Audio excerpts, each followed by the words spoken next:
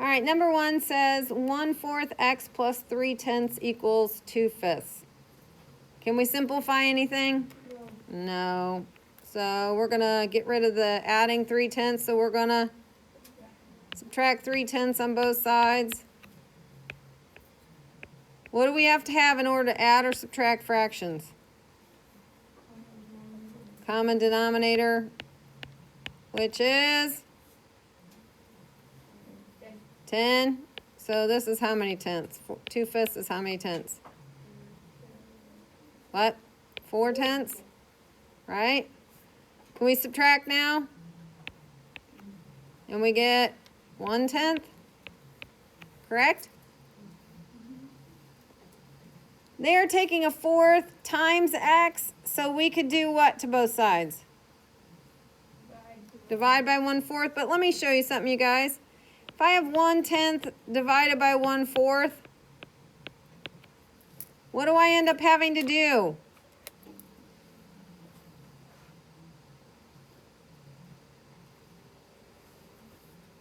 Multiply by the reciprocal.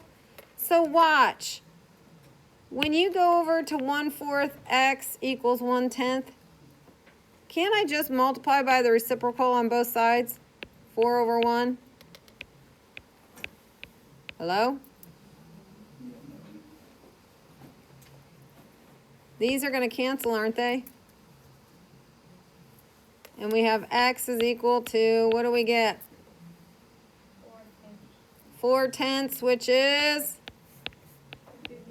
Yeah, you got to make sure your answers are reduced. How do you know if you're right? You check them right up there for x. So we're going to take 1/4 times 2/5 plus 3/10. I want to know, is that 2/5? Well,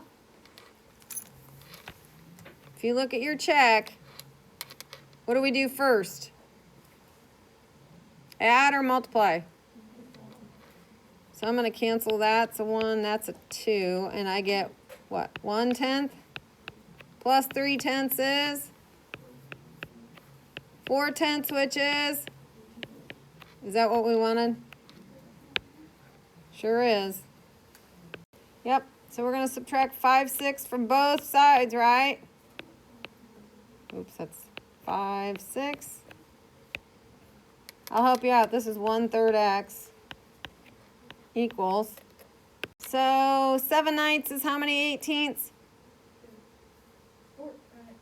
14. This is 15. What do we get when we take 14/18 minus 15/18? Well, keep change opposite, right? And what do we get there? What do we get? Negative 1/18. Okay.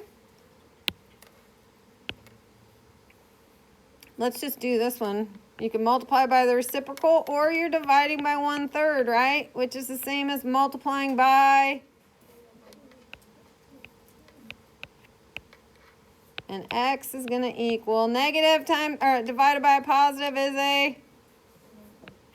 So I have negative 1/18 times 3/1.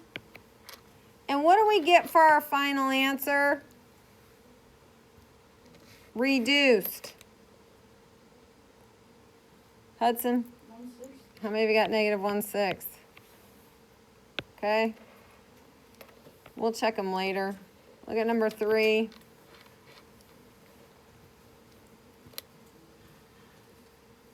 What's different about number 3 than number 1 and number 2?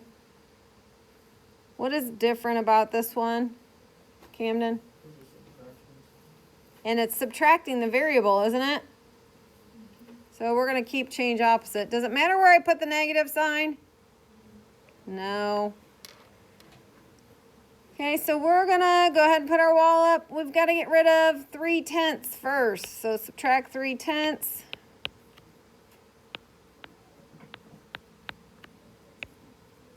And we get negative 7/15 x equals, you guys tell me what, okay, so we got 20/30 minus 9/30, which she said is 11/30, correct? Okay.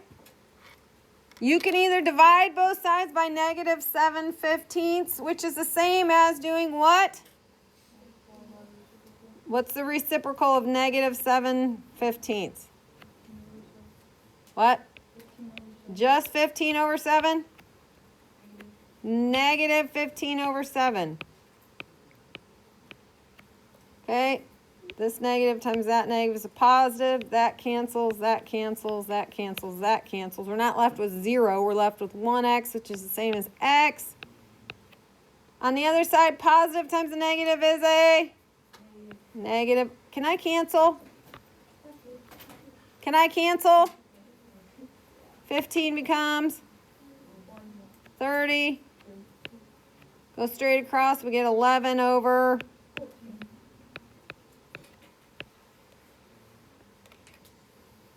We're subtracting 6.15 on both sides. They cancel, and I get 0.4 m equals, what am I really doing to these two?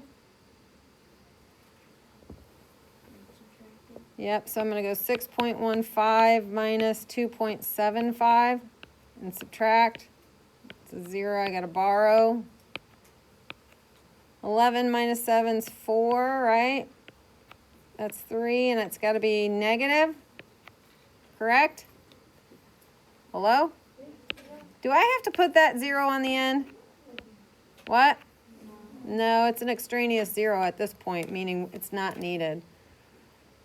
Okay, put your wall up and divide both sides by 0.4.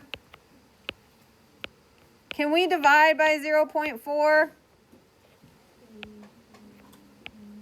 No, negative divided by a positive is negative.